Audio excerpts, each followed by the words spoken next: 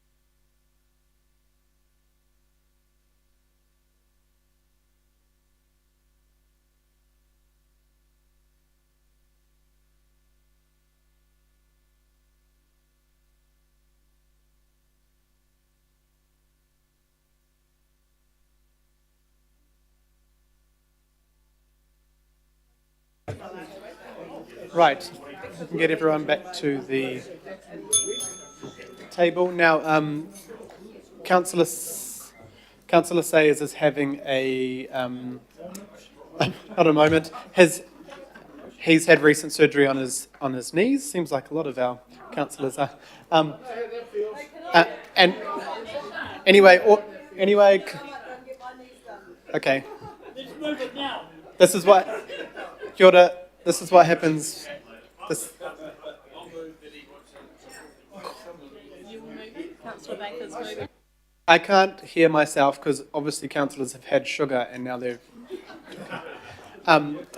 right, so Councillor Sayers is getting online assistance because his injury is a bit sore and he's finding it tough, so he wants to come in online. So I will move, Councillor Baker will second. Well, Baker and Filipina, all good. All those in favour? Aye. Any opposed? No, thank you. And we'll go back to questions. Thank you, Councillor Bartley. Thank you. I just wanted to ask, in terms of like the process, it says independent hearings panel hears submissions. So they are the ones to hear the submissions, not us as governing or the new governing body. I just want the public to be clear about who is the final decision maker and where should they put their efforts if they want to submit on something or have their say. Thanks, through the chair. So should this go through and the replacement plan change is notified, then there will be about a 7-week submission process. And so anyone who is interested or involved in any way really should put a submission in. There will then be hearings held by an independent hearings panel. So they will hear the voice of the submitters. They will then weigh that up and make a set of recommendations back to council. So the independent hearings panel will hear the submitters, recommend back to council on everything, and then council will make the final decision on those matters. So all the things they agree with, anything they don't agree with, council can make those decisions. And then it'll either be that's it if it's accepted, or there might be an appeal process if there's anything that the council disagrees with the panel on. So I hope that's clear. So council is the final decision maker. Okay, that's clear. Yeah. And then also on the other slide, it does talk about timeline of PC 78's withdrawn and replaced, but it goes from 6 to 12. So where are the numbers in between all this? Through the chair, you've caught me out. That was us making some simplifying the process, but not changing the numbers. So entirely my fault, and all that. Don't worry about the numbers. It was just trying to take you through the flow. So follow the flow, ignore the numbers. But I'm sorry about the error. No, all good. I just saw it on Twitter. I mean X. I wanted to ask about housing choice. Where is it? It was in another one of your slides that one of the benefits or potential benefits will be housing choice.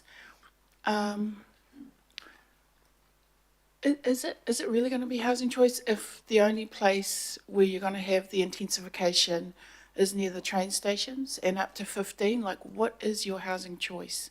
And I ask this because it follows on from, remember, Henere's kind of question. Is there unintended consequences where we've already got intensification? Will we lose that? And I'm thinking of places like TRC, Tamaki Regeneration, where you've got kainga order developments, where you had one house and now you've got like 5 townhouses. Is that going to be affected in any way, or can that still continue? Or will it now be 15-storey apartments by train stations as well? Yeah, through the chair, look, it's the latter, but of course this kind of gets specific, so you'd kind of have to look into an area in particular.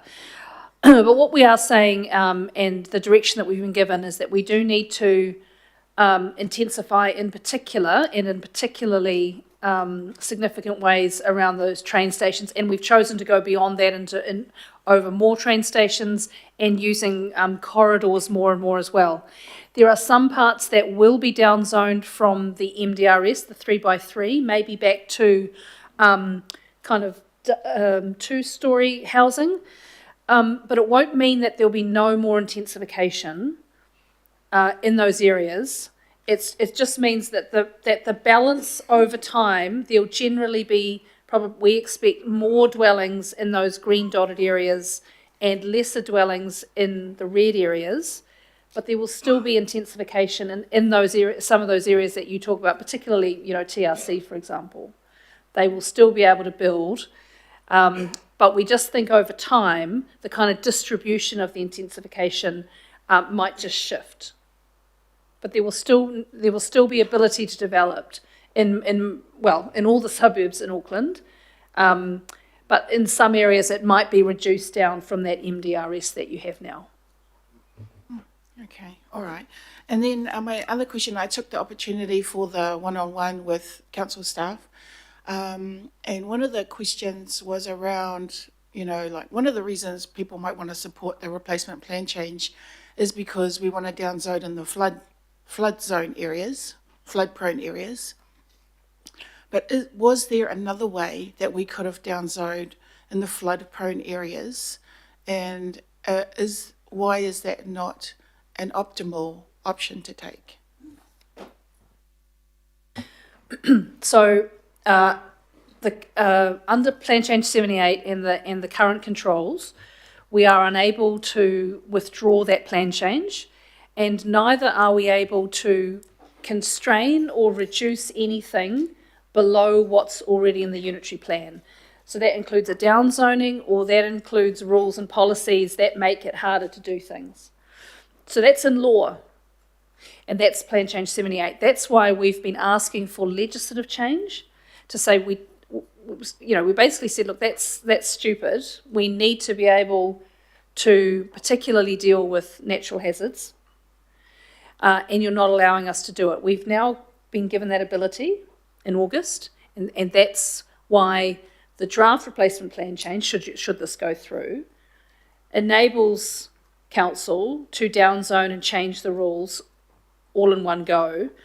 If you continue with Plan Change 78, you will need to add more processes. You'll need to do another plan change once Plan Change 78 is all complete. So you'll complete the whole thing, and then you're going to have to add another whole plan change to downzone.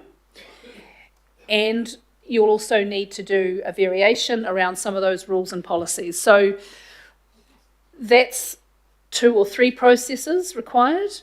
This legislation change allows us to do it in one go, but requires that other intensification stuff to happen at the same time. Through the Chair, I might add to that because I think there might have been another element to the question, which was for the draft replacement plan change, the approach that's been taken to downzoning for flooding, could that have been done in a different way? Okay, so to answer that question, and I often will use the term heavy lifting with respect to the consenting system. The reason for that is because of the fact that individuals have choice around what they may or may not wish to do with land, where they may wish to position a building, whether they look to take up the full opportunity of what the zone provides for. And then if they are looking to take up that full opportunity, what level of engineering works might they wish to do to address a natural hazard risk. But to understand all of those choices can only really be done through the consenting system. Zoning is a broader approach. It's important to remember that unitary plan isn't just about zoning. The Auckland-wide chapters also trigger consents. The definitions also work to determine what consents are needed. And we've got things like precincts as well. So it's all of the layers in the unitary plan that come together that determine what land can be used for. And so zoning is but one of those indications. And so if we were to have gone further and used zoning more and done more downzoning, then it would be a question about, are we seeing it as unreasonable for people to have exercised their choices, to be able to find solutions, to address natural hazard risk. And we don't see it that way. We only see it that way in examples of the worst locations, where we don't see it as reasonable that people could find those choices to address that risk. Thank you. Thank you. Thanks, thanks, Councillor. Councillor Walker. Sure. Got a few questions, mostly for Phil and Gary. So, Gary, if I start off with you, is it correct to say that the value that somebody pays for a property is largely based on its development potential? That is, what you can do with it. So if you can fit 5 or 6 houses on it compared to, say, the one house that's gone on it now, you're going to pay a lot more according to that development potential. Is that the case?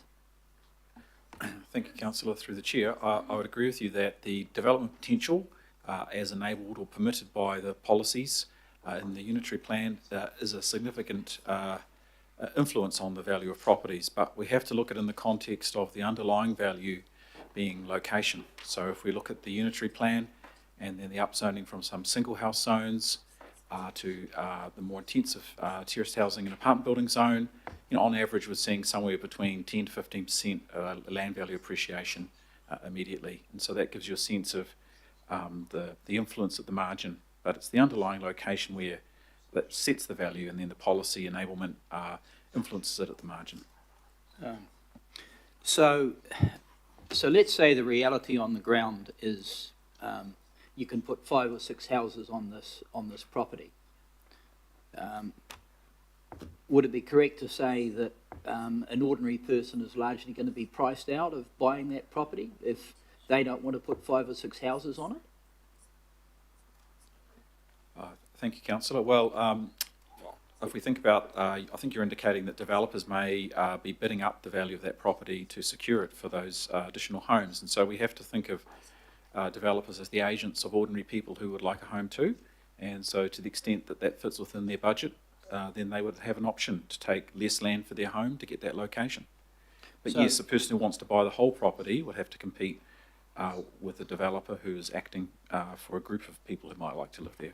So if we accept that the reality on the ground is that the place sells, the existing house is taken off, the developer needs to develop to the max to get a return. So what we see on the ground is a circumstance where the bulldozers move in, if there's a slight slope, the section is completely carved up and flattened to the boundary, retaining walls, concrete pad construction, and maybe 5 or 6 units or the like. Is that what we see happening on the ground right now across Auckland? Is that the pattern? Councillor, I can only really comment on evidence before me, and so then there are examples that you talk about, I'm sure, but I can't give a view on how systematic or widespread these things are. Okay, and is it correct to say that there is no incentive for that property developer to provide any on-site parking other than perhaps relying on the marketplace? So there aren't any incentives in our planning. That's correct, is it not? Councillor, just through the Chair, I think about a developer as a participant in a marketplace who's acting rationally, so they want to maximise the return on their capital that they're putting at risk, and so they'll be sizing up what the market is demanding and responding accordingly. So there'll be a strong incentive to give an offering of a home and land and parking package that suits what they think they're selling into. So that's their incentive. Sure. So if we work on what the people out there see on the ground, one, they see the property developed to the max, all the trees are gone, it's flattened. Effectively, you're creating totally impermeable surface because you're moving down to subclay, all the topsoil's gone. You've got a large number of units that are there. You've got a large number of cars that are parked on the street because there is no parking on site. All the neighbours are totally inconvenienced, and if there's more than one of this development on your street, you've got a major problem. Is that what we see happening around Auckland now? Yep. I'm just trying to get to the reality of what people see. Gary's trying to answer your question. Sure. Thank you, through the Chair. Thank you, Councillor. I think the examples you talk of, we can see them, and people do talk of them.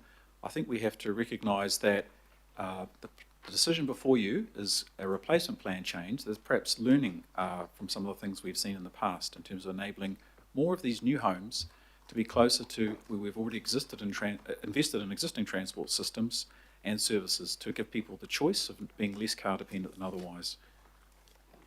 I understand that, but having said that, the requirement around parking applies, or the absence of parking applies almost everywhere, doesn't it? Through the Chair, Council, I think what you're really getting at is that we have a public space that is being used in people storing their private vehicles, not always on their own property but in the public realm, and that may be because they're living in locations where they're not able to afford more land for parking, and then there's the option of putting a car, which they're dependent on the street. So it does lead us to questions around, is it more efficient to enable people to live closer to rapid transit systems, and also to think about what we might do with pricing a limited asset always.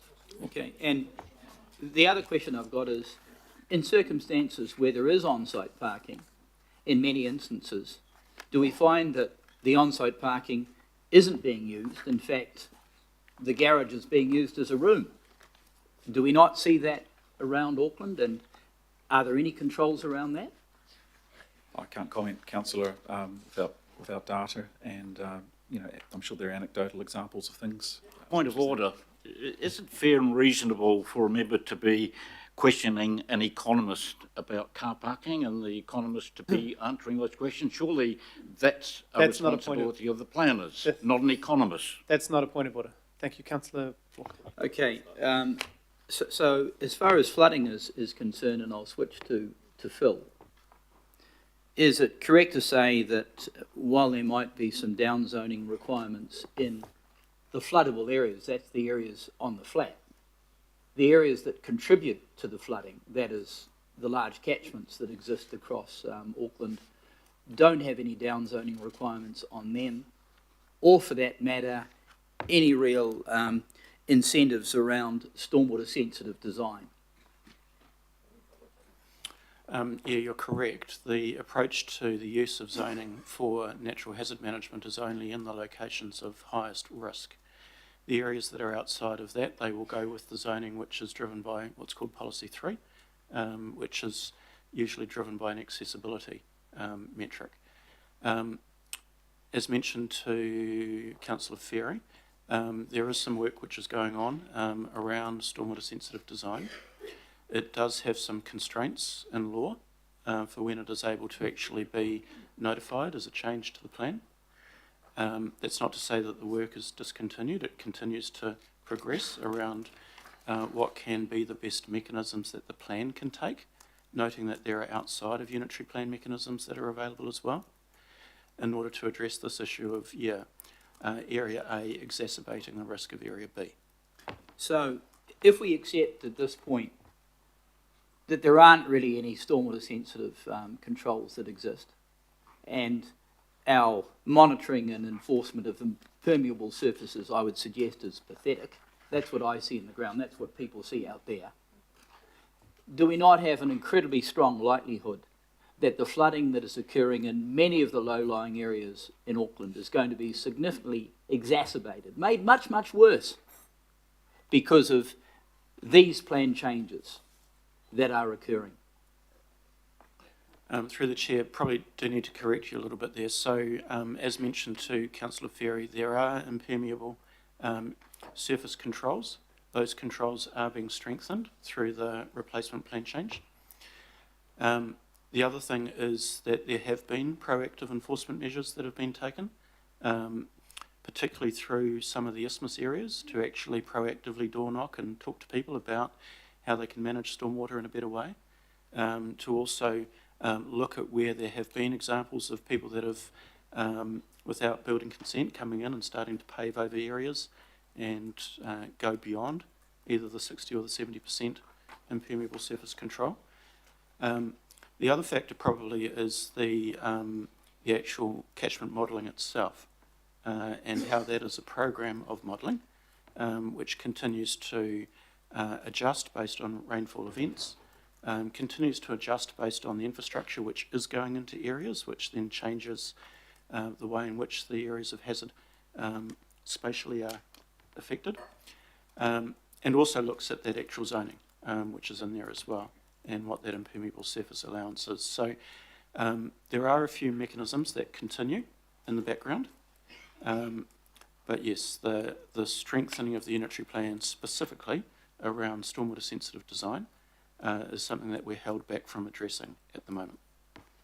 So, if I apply the circumstance of intensification in the centre area of Auckland, in particular catchments like the Motions catchment, the Miola catchment, where the catchment management plans are out of date, in fact, and some of them are still in draft form, what provision is there for dealing with the significant impact of the volcanic field and the existing soakage being covered over by developments, given that a very high proportion of the homes are on piles and they're actually sympathetic with the landscape, they're sympathetic with the stormwater? What are we doing about that? Are there any provisions or simply not? There's through the chair, there's probably a couple of parts to that. So we do need to keep within our lane with respect to the RMA and the unitary plan and what we can consider. Yes, it might be that asset management departments continue to actually do their catchment management planning. Those are things which work their way through infrastructure strategy, LTP, and an ongoing program of improvements. The intersect does come in when we get our development engineers to assess applications that come forward. And that's when we can actually look at those site-specific circumstances of what is the actual rock strata that you're on, what is the impermeable extent, where is the natural flow, has that natural flow changed from what we actually see on the maps? So that is where the consenting system actually plays its role, because it's able to deal with the specifics of a site. So it isn't at a zoning level, it's simply at an on-site level, and you're totally relying on that, correct? Certainly for those applications that we're going to have go forward as part of Plan Change 120, if it is notified, yes. Okay. The other question I've got is just around the nature of development, and maybe that you're both answering this. So, as a consequence of what we're seeing, is it not the likelihood that we're going to have a very pepper pot style of development across Auckland, where developers will move in, they'll make a significant change to a particular location, the neighbours may be shaded out, but that doesn't matter. That's what we're going to see. It may well be that there aren't any particular quality controls over the style or nature of the housing. The people will experience excessive parking on their streets. Is that what we're going to see? And because that's what we're already seeing now, so is this actually going to exacerbate it? Through the chair, I'll answer that. Council can't require people to develop. We don't control the land, most of it. And so I guess in terms of pepper potting, those that are ready and willing to develop will do so, and those that aren't won't. That's been like that, forever, particularly in a built-up urban environment.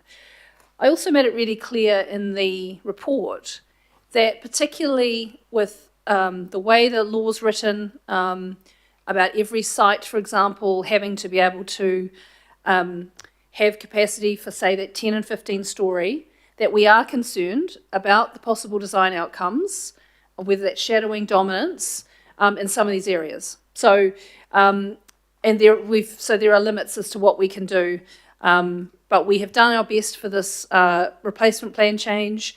There could be opportunities, possibly, certainly through submissions and hearings. That will be a big part of it, I think. So it doesn't have perfect outcomes in terms of some design things. We've done the best that we can, but also we can't control who develops when, in a general sense. So the last question I've got, is it correct to say, based on the insubstantiation across so many factors, that what we're talking about around what is being imposed on Auckland is effectively politically driven? So it's been driven by various parties in government. Is that the case? Yes. And the other question that goes to that, if it's politically driven, can it equally be politically undriven? If the government determines that it should be, and particularly if Aucklanders mount up, Okay, this is as debate. other cities have This done. is a debate. This is debate. No, this is a question. It's my question, Well, Mr. Chair. yeah. It's my question. I have the floor here. Okay, can you reduce the volume of your voice and continue to ask the I'm question? just responding to you, Mr. Chair. You were yelling in Megan's direction, and I was wanting to come down a bit. I'm happy to answer if Well, that's it is an help. issue that Aucklanders are concerned about, and I share that sentiment. Thank you. Through the chair, I think there's two questions, and I'm going to put the second one back to the chair. So the first question about is it politically led? Look, it's clear that that legislation has been enacted that requires us to do a bunch of things, and legislation comes from central government. Your second question, the chair might want to respond to, in terms of being politically unled. Yeah, I mean, I think, Councillor Walker, everything, the RMA, the changes, some of we've opposed in the discussion document coming forth, that'll be political. The MDRS and the MPSUD that was supported by, I think, all parties that we're required to act on is political. The unitary plan was political. SHAs were political. This direction is political, but that's because politicians make laws, and then we, in my opinion, have to show leadership on how we address those laws. But to be clear, we did ask unanimously for the government to change the law to allow us to remove the MDRS and reduce zoning, downzone and floodplains, add the strongest controls we've ever had for hazards. So we've asked for that. They obviously put in the requirement to keep the two plan changes the same on capacity. We didn't ask for that, but that was a requirement. So yes, it's political, but we are where we are today, and we are also politicians trying to make the best of it. And I would be correct in saying it can be politically undriven. It can be changed if the government determines. Everything And there lies the answer. can't be changed today. Councillor Williamson, questions?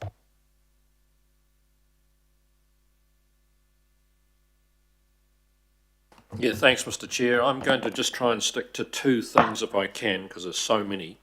The one is the why the rush, and the other is the 2 million. I am perplexed beyond belief why any government would want to drive such an enormous change process in the city and give us almost no time to either consider it, to discuss it, to canvass it. Do you have any idea? I mean, I've been in that place for 30 years, and there's normally a driving force why you are doing it, and doing it so rapidly that you leave people in the wake. Do you know why the desire for this to be so done now? What's wrong with 2 years' time? Through the chair, look, no, I guess I don't have an answer. Obviously, I can't speak for ministers, or obviously No. I'm not in central No, I get government, that. which I understand, you know. Certainly, as the chair said, we did request this, and it's taking an awful long time, but nonetheless, we did request certainly being able to deal with MDRS and natural hazards among the two most important things. I don't know why it took the length it did to get with this government to get through to the point of 21st of August. But, you know, because another milestone, of course, is the local body elections. So if a decision isn't made this side of the term, it would obviously need to be done with another council. And so I'm sure the government has that in mind too when it's thinking about its timeframes. But unfortunately, that August date, if that was May or June, then we wouldn't perhaps be having this conversation in quite the same way. So no, I can't answer anything more than that. It's just that I think to get anything of this magnitude, get a reasonable buy-in from the public, they feel being part of the process and being consulted and being heard, even if we don't agree with some of the submissions, actually makes it a saleable package. Look, I want to then refer again to you made the request, but you did not make the request to keep the lid at 2 million, the top. You made a request about the sensible stuff, floodplains, coastal erosion, inundation and so on. That's correct. You did not say, oh, and please leave the 2 million intact.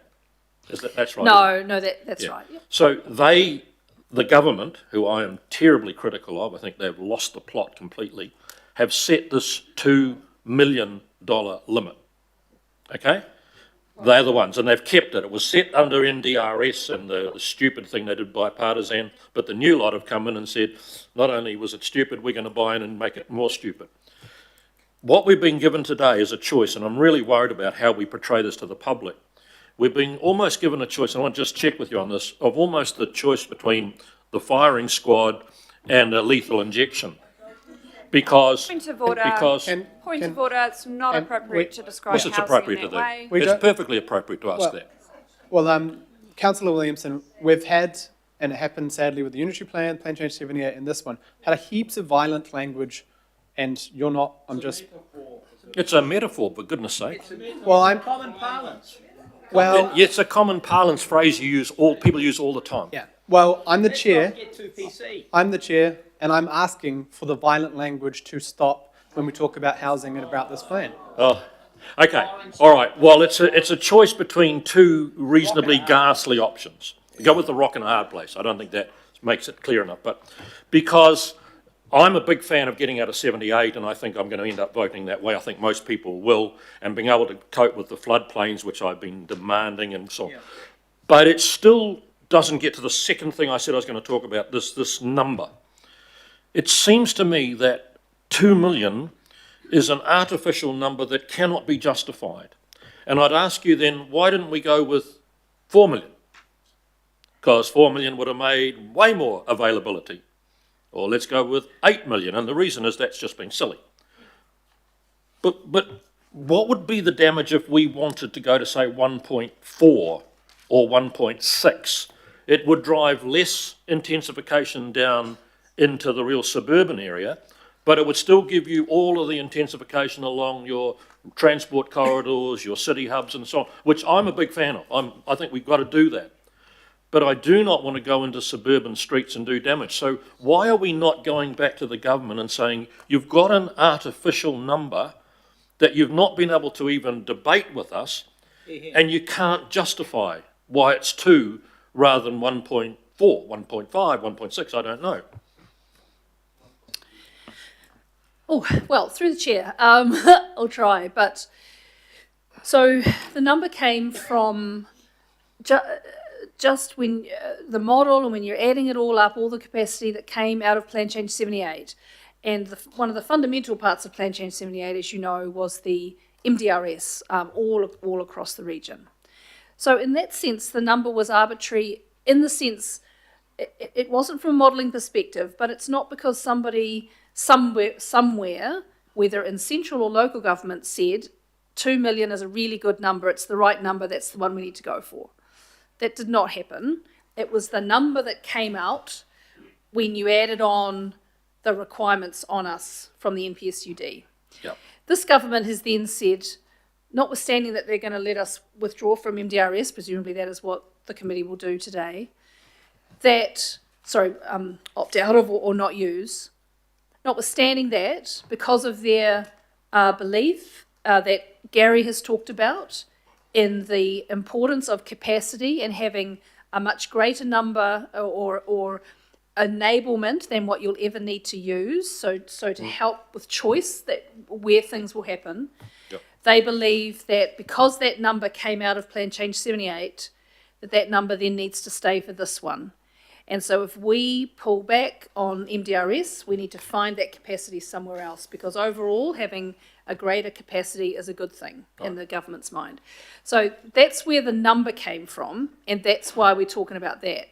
One reason I believe why possibly we haven't gone or questioned the government on this specifically is that it came so late in the piece. It only came in August. Yep. That's when we found out, and here we are now in September. So that's one reason as well. I hope that's helpful.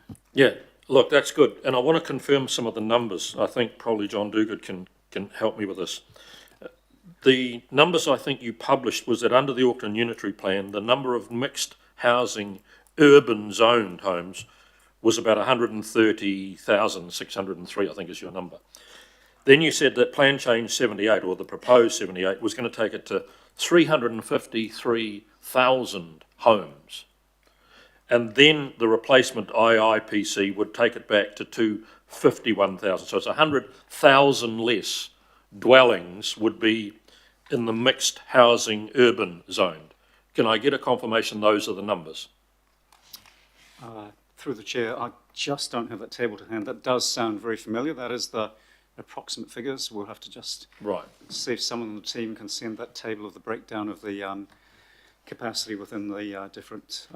So I guess what I'm wanting to get here is by voting to bail out of 78 and go with this alternative, at least one of the benefits is 100,000 less sites will be in the orange and go back to being in the yellow.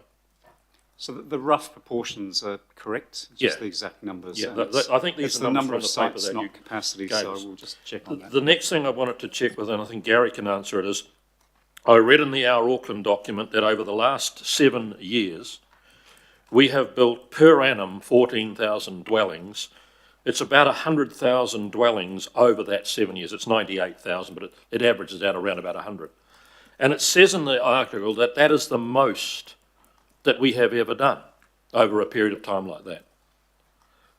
If that's the case, I don't quite know what it is, the problem that we're trying to fix, given that we are building more than we've ever built. Can I put that as a question?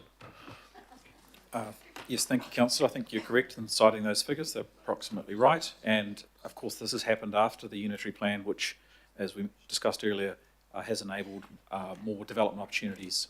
In terms of the motivation for doing more, I guess I can only sort of speak generally to get perhaps some of the rationale that might underpin the direction from central government. The big one would be housing affordability still being quite relatively poor, even though we've had some improvement. And a second one might be the way that urban form is developing, what that means for the sustainability of the form and what that means for the productivity of the regional economy. And so perhaps those are some of the motivations that point us to allowing more But choice. Gary, in the Our Auckland article from the 9th of September, it says that council's projections for housing demand over the next 30 years is around 241,000. It's pretty specific, 241,000 over the next 30 years. If you divide that by 30, you come up with 8,000 dwellings per annum. If at present for the last 7 years we've been delivering 14,000, then we are way over in terms of provision of what the long-term need for it, based on the Our Auckland article. Again, I cannot get for me why any minister would be sitting there saying, we're doing more than we ever have, it's 14,000 per annum, let's go for even more, when the forecast from the council is we need 8,000 a year. I just don't get that. And I guess if I could ask one quick question of water care, please. Where is our water care man? I think Helen, Okay. Helen might be online, I think. I'll just, Priyana, I know. Yes, I can see Helen online. Okay, thank you. Sorry, Helen. We'll have a question from Councillor Williamson, Helen. We've got someone online from water care. Yes, Helen's on. Okay, what I think caused a massive, almost tectonic plate shift in the Howick ward was in November of 2024, Watercare published a document, it made it to the Herald and had a one little spot right in the middle called Howick and Pakuranga, and it was grey, no one else. There were light greens, dark greens, blues, but we were grey, and it says total capacity constraints on both water and wastewater. Yeah. We were the only one, if you look, I've got the map in front of me.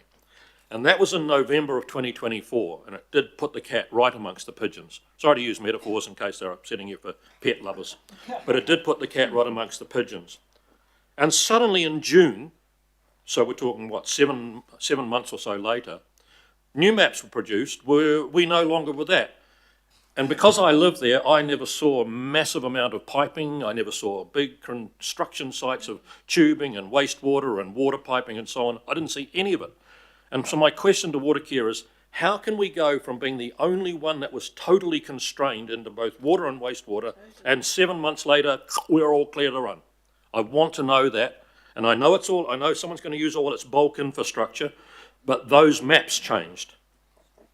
Yeah, I can get some specific details on that for you. I don't have it exactly to hand. However, I do know that we did change the way that we were reporting our constraints. And so to provide some more clarity, we did a bit of a switch in terms of trying to explain the constraints a bit better in terms of, rather than just a blanket yes or no, we incorporated some new criteria around closely monitoring some areas. And so there was a few nuances in there that weren't in the initial maps. And so what we were trying to do with the second iteration of the maps is just provide a bit more information to people.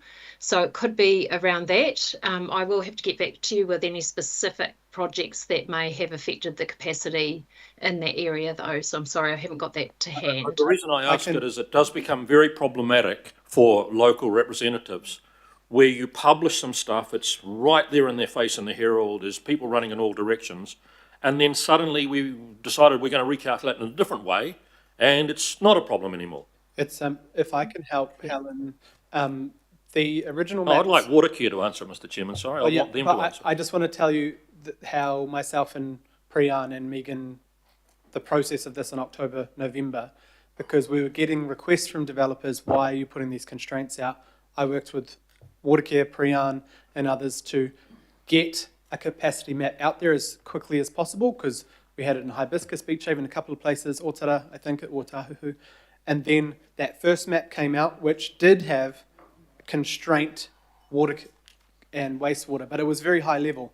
I asked at the end of last year if it could be a bit more specific, because I think Councillor Walker and Watson had issues with, okay, you've got 800 or 1,000 on Hibiscus, but you're saying there's no ability to do anything. So what they've done is recalculated and put a different thing on Howick as an example, which says there is capacity, like we're not going to close off everything, but it's closely monitored. There's still a constraint, but it might mean that you have a couple hundred or a couple thousand, but it does mean you might get to a cap. And that's what the specific changes were about, to make sure that people didn't feel like they were completely blocked by doing some development, but actually if you're wanting 1,000 dwellings or something, that was where it came from. I don't know if Helen was updated with Priyan, but at the time that was the way, is to get more specific detail, because it was scaring a lot of people unneededly. Okay, I'm not going to go any longer. I've been going too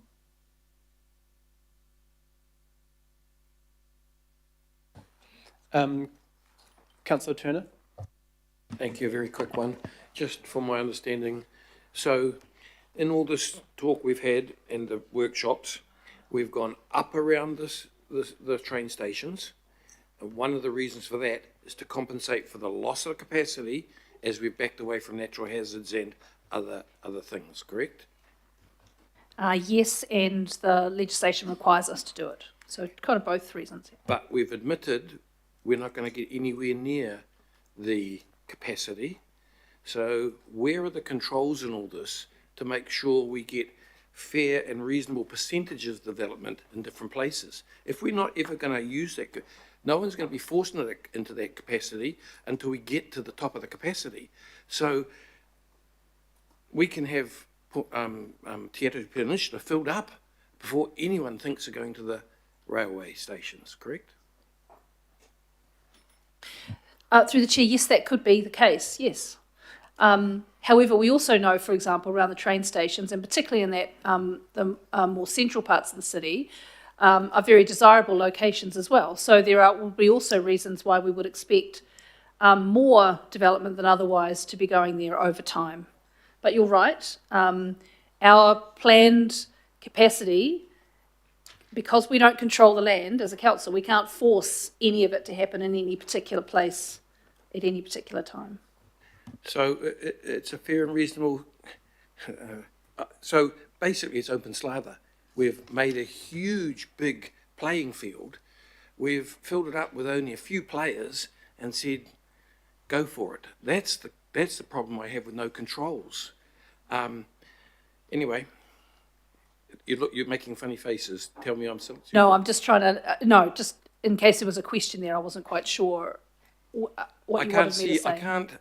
What I'm worried about is, looks to me like we're working on going back to market forces will rule, and that I think's been proven wrong over time. So how are we going to manage this in the way that people think town planning means?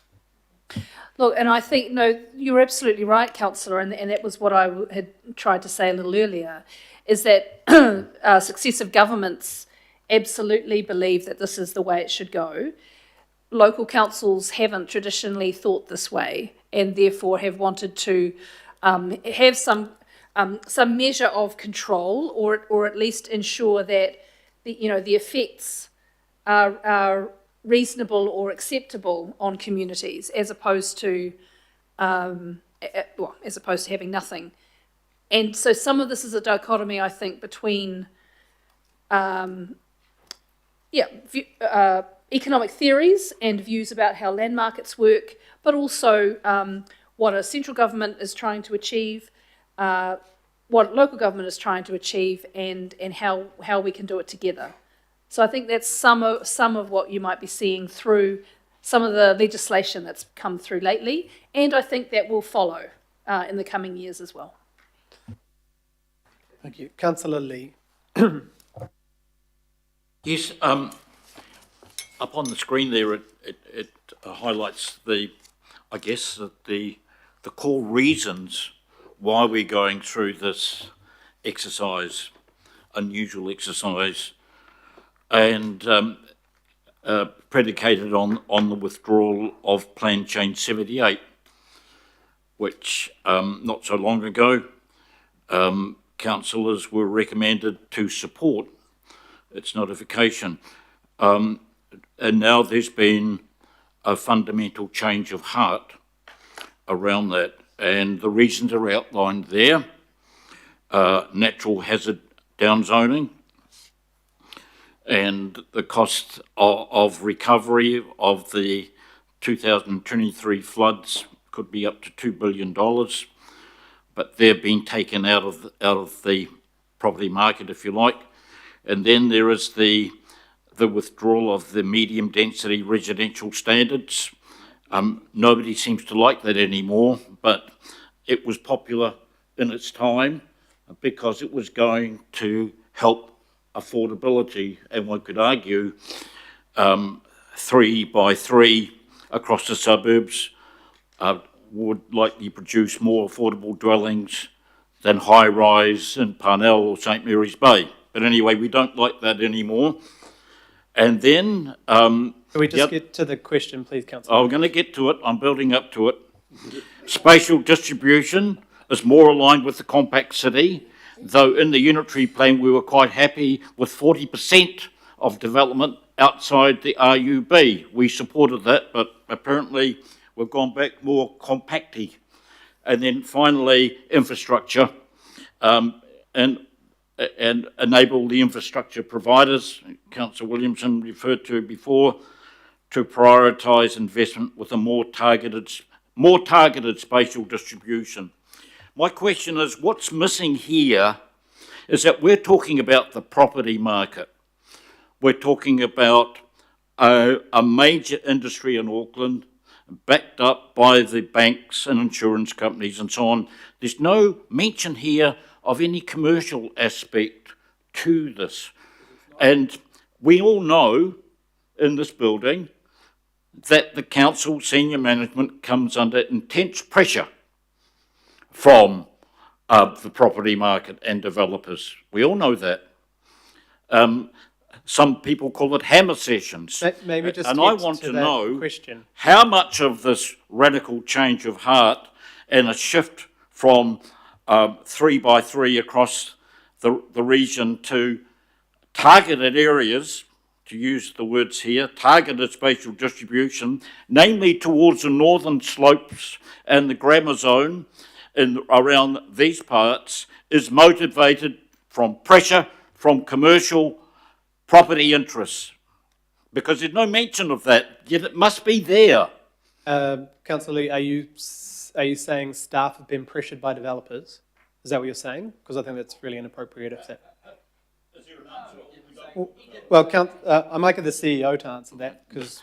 Don't talk about the war, don't talk about special interests putting pressure on the council. Okay. No, Phil? That's a huge accusation. I don't think that's what's happening here. That's an opinion. I don't think there is an evidence base for what's being described. The fact is, as staff have been through extensively, there is a construct here, not of our making, and council is bringing to you two options to meet the constraint that's been put on us by central government. That's the dynamic here. Thank you. Councillor Stewart.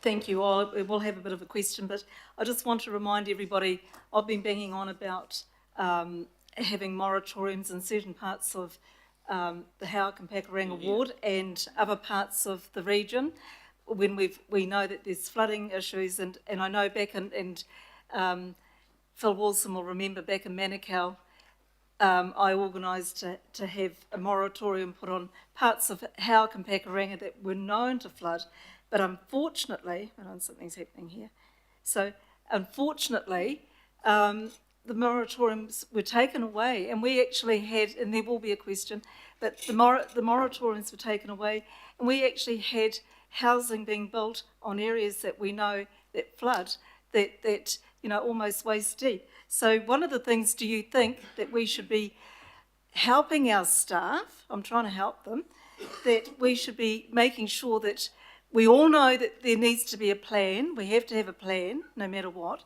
but do we need to have it that we can actually have our council, which I'm not going to be part of in the next day or two, but we need to make sure that we we can give direction to the government that we have to be able to have moratoriums in certain parts. So with the plan, it's good planning. We need to have good planning. And I was just talking to Sir Barry Curtis the other day, and he was a really good planner. And he said to me, my girl, he said, you always plan in stages. You don't just pepper pop everything everywhere. There'll be something maybe out west that's okay, and something out east that's okay, and something out north that's okay. But you just make sure that you plan it when it's right. And, we're just doing things, Just get to a question, please. The question is, would you like us to all support you that we do need to get around the council table to have the planners to be able to plan like they probably want to plan, and to have good town planning instead of having planning where everybody's living on top of each other, everybody's looking into each other's windows, everybody's right at the, in fact in Manukau we actually had it that you had even the fences were, your fence line and everything, there was good town planning. So all I'm just saying is let's try and see if we can get it right, and I think I'm just thinking back at 2013, Bernard Osman did a very good article. Okay, you'll be able to have a debate at the time, Councillor Stewart. Would you like to ask maybe the lady from Watercare, if she's still online, maybe she can answer the question, does she think that we should be having moratoriums in certain parts of... That's healthy waters, okay. Well, whatever.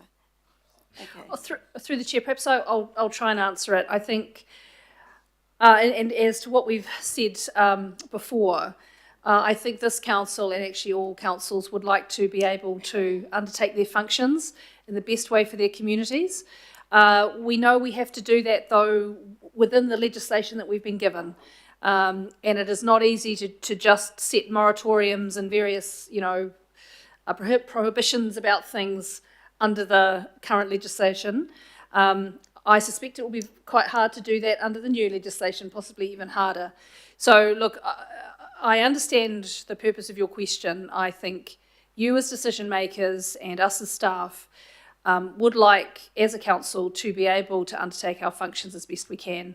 We're not always able to do that, and always in the ways that we would like to, but we are certainly always here to provide the best advice we can to you at any given time and moment. Thank you, Councillor. We've got 4 questions, and we really, I think, need to go to lunch before we go to debate, because this is going to be difficult, especially for staff. So, Councillor Newman. Yes, thank you, Chair, and thank you for the contributions to date from the officers in responding to these complex questions.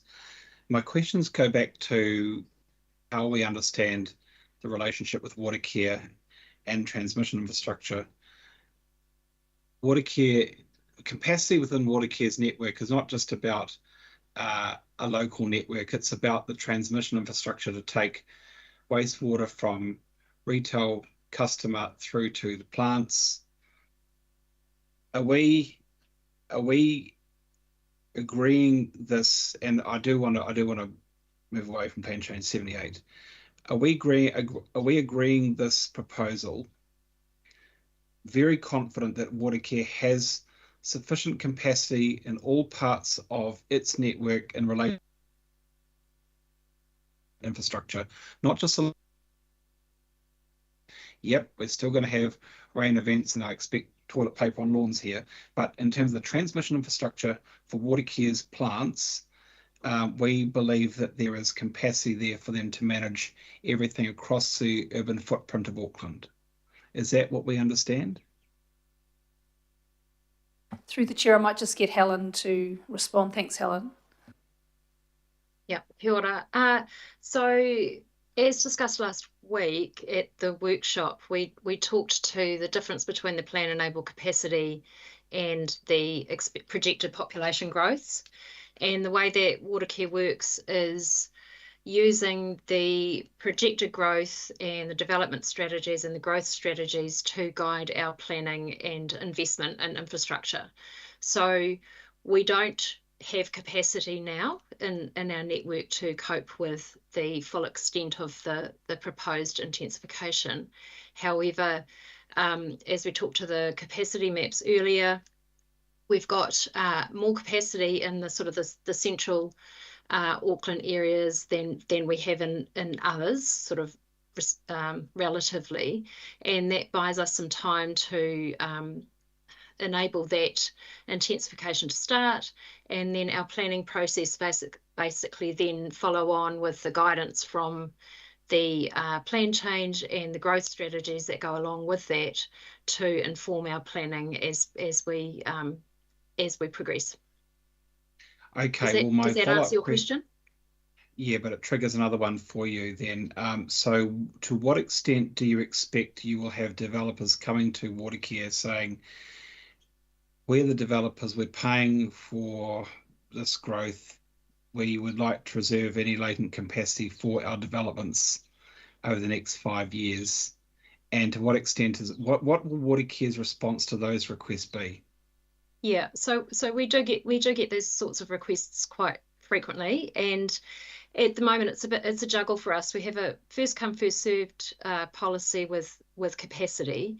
However, when we are having conversations about development, perhaps in areas that haven't been planned, we make an assessment based on the live zoning and the capacity there, our existing customers, and what risk that might represent to our networks and the way it operates. So as it stands, we don't reserve capacity, but we do provide assessments on what's available at any given time and what our capacity is relative to the planned growth and development in a particular area.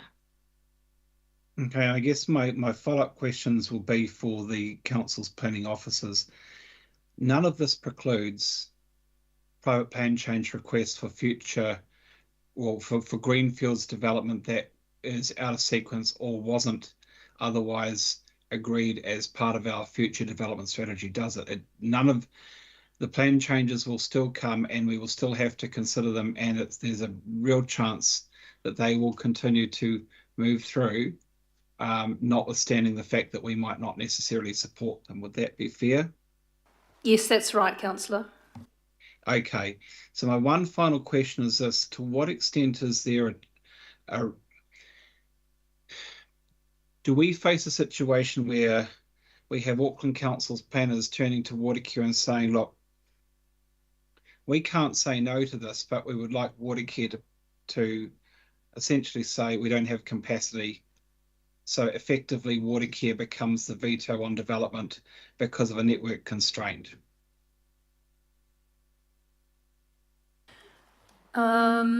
Sorry, I'm just trying to think of how to answer. It does happen, doesn't it? I mean, we would prefer that something doesn't go here because we want it to go there. A developer says, well, market forces require that I will look at this parcel of land, and so therefore we then end up going, as a council planners, we can't say no, but we have a look around and say, what do the CCOs have in terms of a constraint that might be a useful instrument for challenging that development proposition?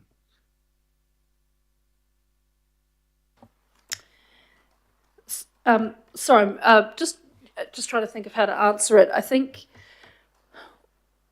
one significant and important part of the ability for anyone in any particular place to develop infrastructure is available or not. So in some ways it often does point back to or more than one infrastructure provider, and that if they have a lack of capacity or whatever it might be, then that is often the main reason for, let's say, a decline or some kind of a no.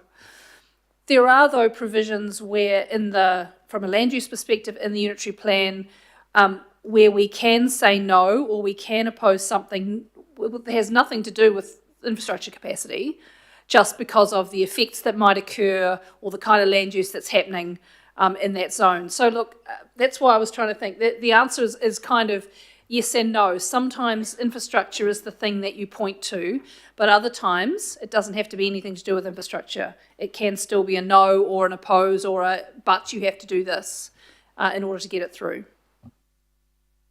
Okay, thank you. Reserve my right to speak. Thank you, Councillor. Councillor Watson. A couple of questions, hopefully reasonably succinct, on the process and I guess the influential figure of Mr. Bishop in all this. Am I right to say that Mr. Bishop is a real fan of ensuring that local voices are the centre of decisions on Auckland's growth? You're quoting from something. Through the chair, I don't think I can answer that. Okay. Well, he's sent out a letter, a statement that has a number of assertions with respect of the ability of Aucklanders to partake in this process. So I just really having a little trouble meshing up what we've got in front of us with what Mr. Bishop says in a number of instances. So for instance, we've heard that the consultation process as such is not best practice. We've heard that in terms of pre-notification consultation. Does Mr. and I'm assuming someone's read his letter. Does Mr. Bishop, is he a big fan of robust consultation?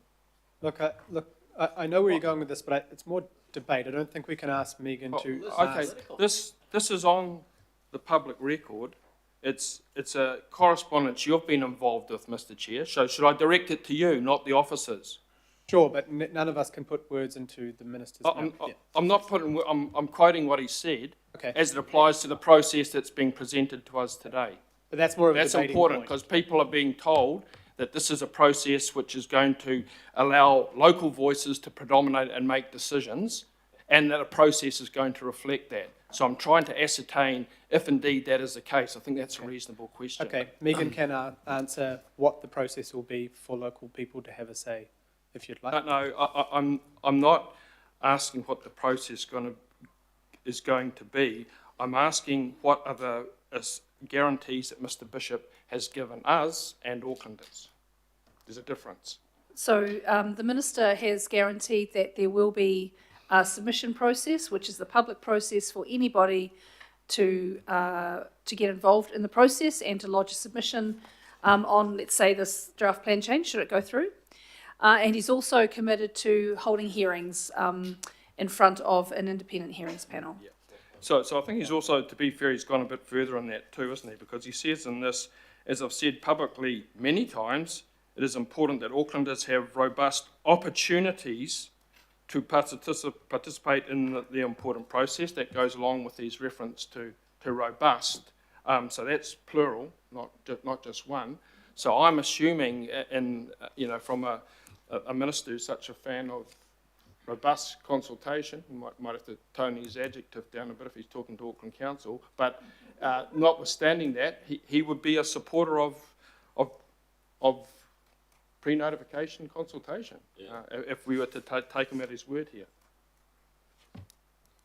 Through the chair, I can't really comment on that. We're talking about a process from notification on now. Yep. So my follow-up question to that is, have we as a council asked, and I'm looking at the letter from the chair and the mayor, have we actually asked for the ability to conduct pre-notification consultation to Mr. Bishop, given his support for robust consultation and giving everyone a voice? Have we actually asked for that? In our earlier letters, I think February, March, April, we said we would need the legislation by May or June to do the process we would like to do.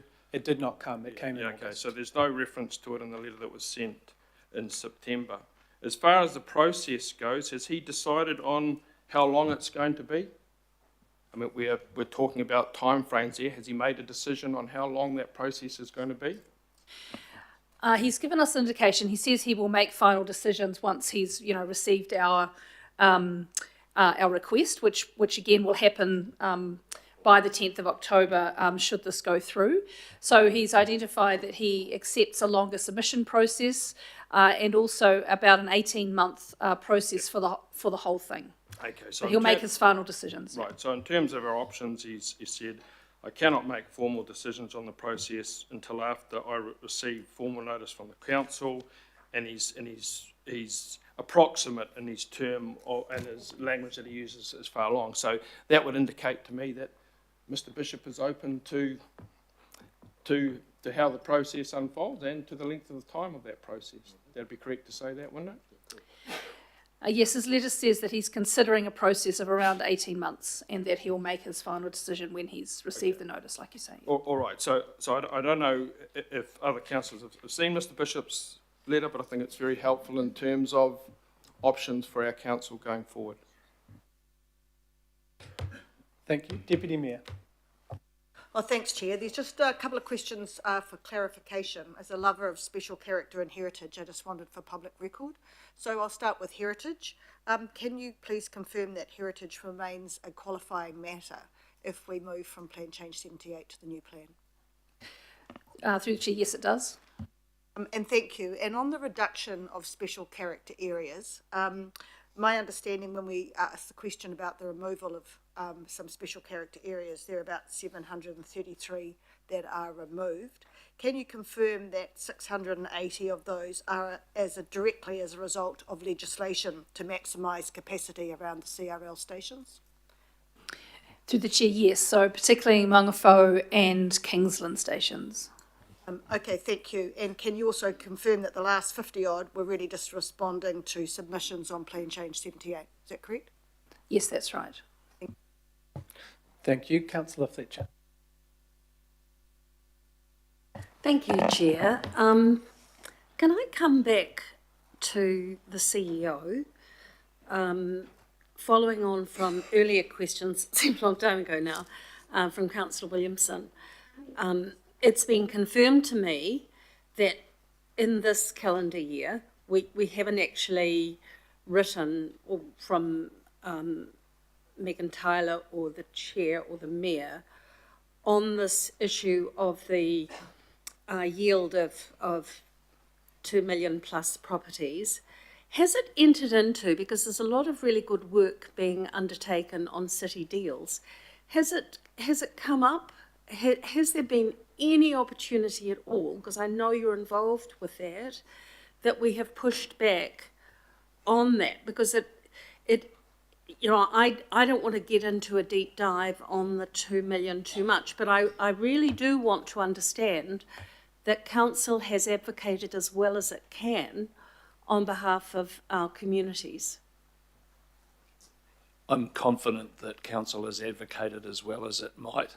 No, it's not within scope and hasn't specifically come up in the regional deals discussion.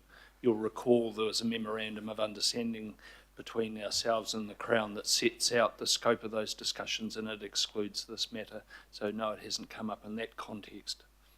Okay, thank you for the confirmation of that. I've just got a few little questions, just trying to understand the modelling. Does the modelling that we have had presented to us include the granny flat legislation, modelling the numbers that they might provide going into the future, or are these, you know, because most of them are going to be standalone structures, or are they not considered to be dwellings? Through the chair, I'm just, Sarah, do you? Sorry, granny flat's not included. That was the answer. Thank you. Granny flat legislation, sorry. Can you provide us with any information around what that might provide? Wouldn't allowable capacity on those sites be higher than the granny flats anyway? Granny flat would be below the capacity. Through the chair, no doubt. But of course, the test here is 78 capacity versus the replacement. So one would have to assume granny flats under both. So whatever extra yield there might be, or dwellings capacity through the replacement, there would also be through 78. You're putting the same thing through the model. No, it was just a question that came up from a constituent, so I wanted to just explore that. So that's very helpful. Where are we at with our employment zone strategy?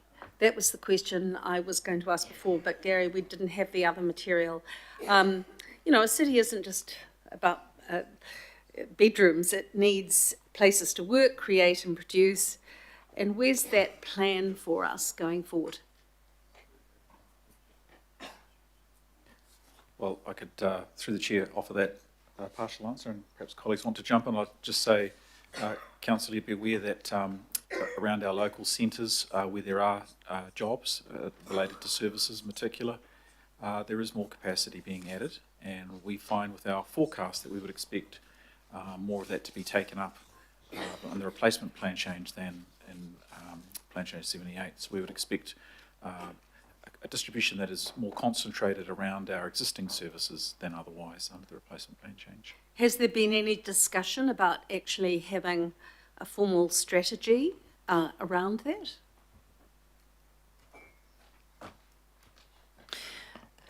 Through the chair, I think I'm going to get to my answer to you. Just also wanted to say that a lot of the dialogue and narrative at the moment is around housing and has been for a few years now. Certainly staff, and I know that this council is really understands the critical importance of business land, whether that's industry, you know, commercial. We have a mixed use zone that provides, you know, both for employment and residential. And there in the mixed use zone, it's more prevalent now, and in some areas provides further intensification. So in your broad question, we know it's really important. A lot of the conversation seems to be exclusively about housing, and of course, you know, a great region and a great city needs employment as well as housing. In terms of an employment strategy, when we're thinking about land use zoning, we do work with our Tātaki colleagues and others, particularly in certain locations, like Drury, for example. You know, there was in that southern area. There was a study, and we have been working with them about that. In kind of the northwest area is also an area we know that has both employment, existing employment, but also opportunity for it as well. So I'm not aware that we're working on an employment strategy in and of itself, but it is a fundamental part of creating communities and creating a region. Right. So we don't have one, is the bottom line. So the next question I've got, and it comes back to Plan Change 78, and it's in the context of the earlier questions that I asked today about what we've learnt from the processes and and perhaps the frustrations that we've been experiencing with delays from ministers and all of that. However, the net impact that it has on the public. So with regard Plan Change 78, can you tell us what that process has cost us so far? Do we have any indication of what it's cost submitters so far? That when we get something wrong or we don't push back hard enough, then what the consequences of that can be? Through the chair, look, we don't have a cost at this stage, but it is enormous. We know these processes are. So if you added up council's time to both prepare, notify, all of that stuff, but also submitters' time and experts, it's in the millions of dollars if you're adding, everybody's time and cost up. In the tens of millions or just the millions? Probably could well be tens of millions, yeah. Yeah. So the next question I've got then, I have that in the back of my mind, that we have a community that's looking for some certainty and want to participate.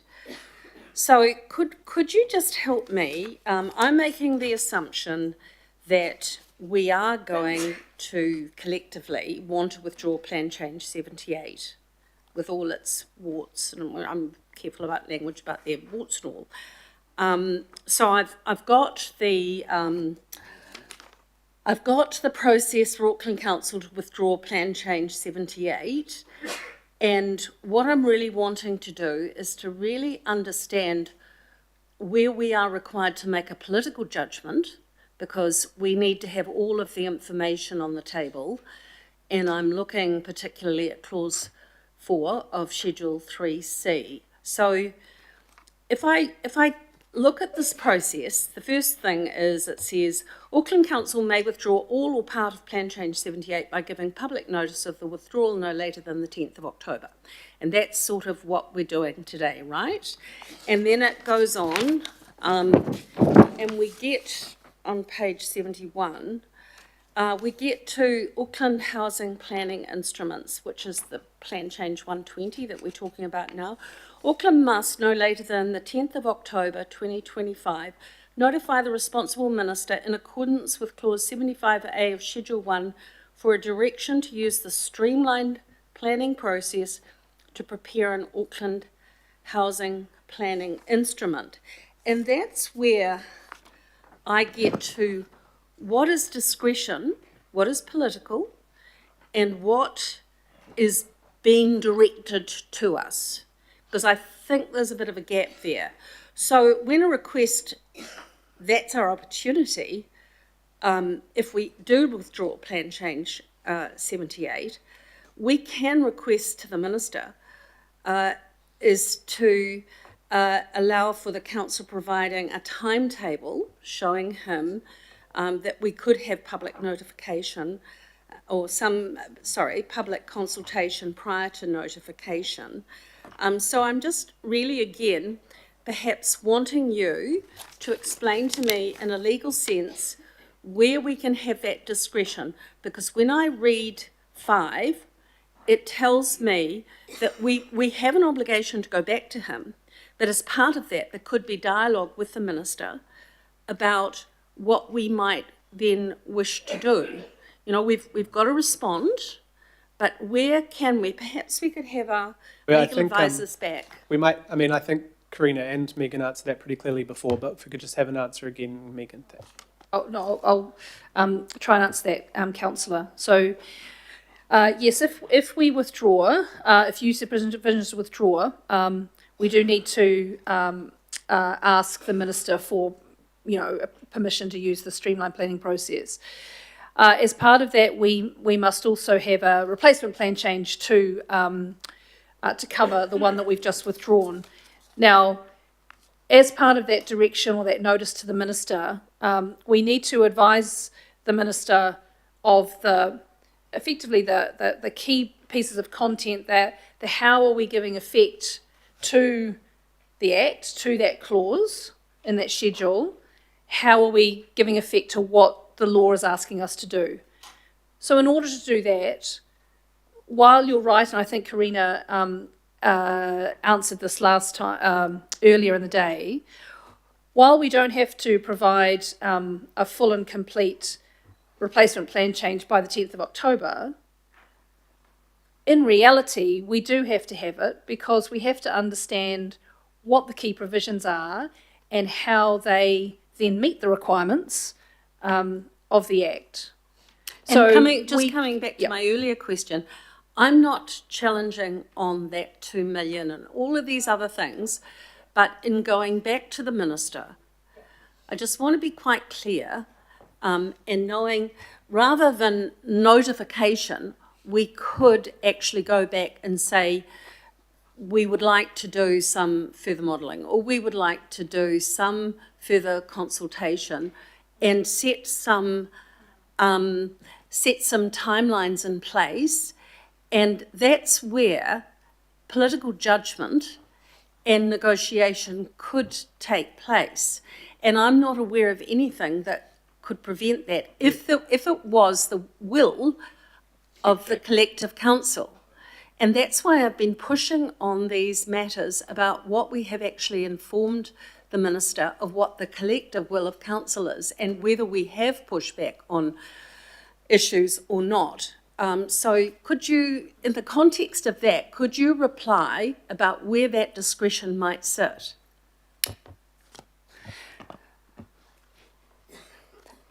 So within that context, I think there are real practical issues around that, because the very clear intention and expectation is that, and that is both with correspondence that we've had, the correspondence that Councillor Watson was reflecting on, and the Act itself, is that the notification or the withdrawn and notification decision is made. The Minister then sets a direction that says, yes, you can use a streamlined planning process, and I'm agreeing to these certain kind of timeframes or whatever. We need to be, in a practical sense, ready to go with the detail of our plan change by the 10th of October. If we took a further time to reconsult or remodel or think about certain other things, we won't be clear about what the replacement plan change actually is, and then whether or not it is giving effect to the requirements of the Act, if in fact there's some process by which it could change. So the practical implications of that, in my advice to you, the practical implications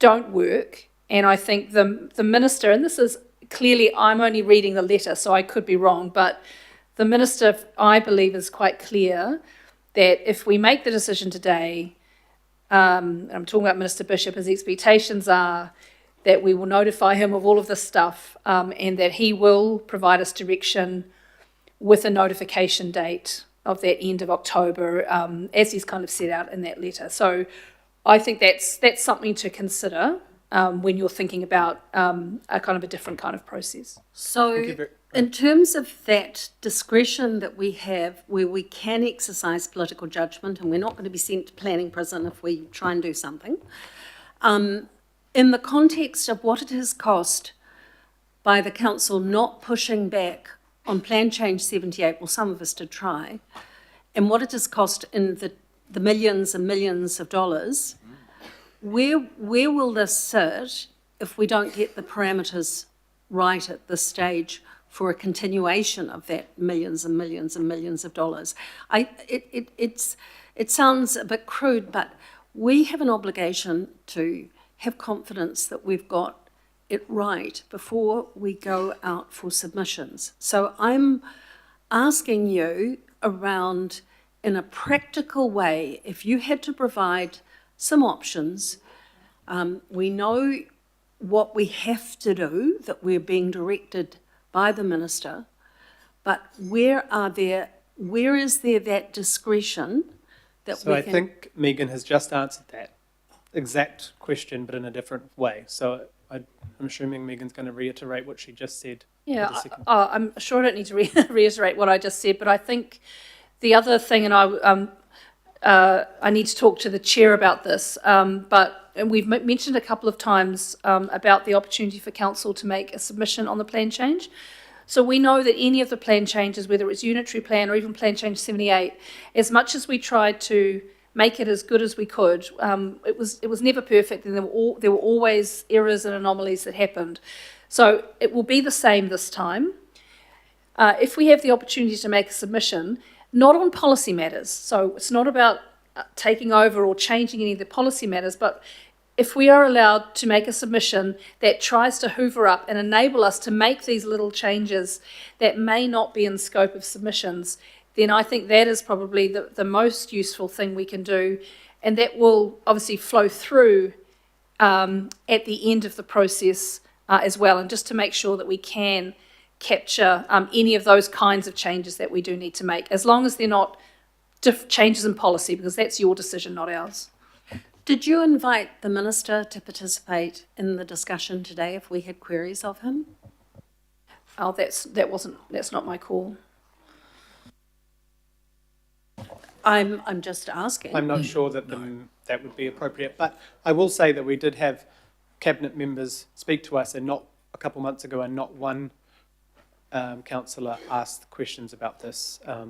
Minister Bishop was here, but I wouldn't know the mechanism to have a minister come speak Wizard of Oz to us or something. I'm not sure. Right. Thank you, Councillor Fletcher. The last questions just I have before we close up, and we're going to go to lunch. It's 2:00. The questions I have on Auckland Transport and Watercare. Can I have it confirmed, Megan, that they were very clear that replacement plan change makes a lot more sense from an infrastructure perspective compared to plan change 78? Yeah, through the chair. It is through the chair. You are the chair. Yes, it is better from an infrastructure perspective. Yes. Is this plan change, the replacement, the strongest? I don't know, hard to say ever, but will this be the most significant change to planning around hazards and floodplains that we've ever seen, and kind of what we asked for the week after the floods?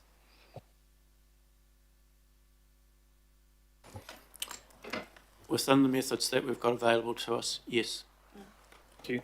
On special character, Megan, the special character areas, so the 72% or something that's remaining, the special character areas that are outside the walkable catchments, are they now far more protected under the placement plan change because they no longer have the MDRS as an underlying zone, so the test is quite different? Obviously, it's hard to say through the hearings panel, but the test between them is not a site-by-site.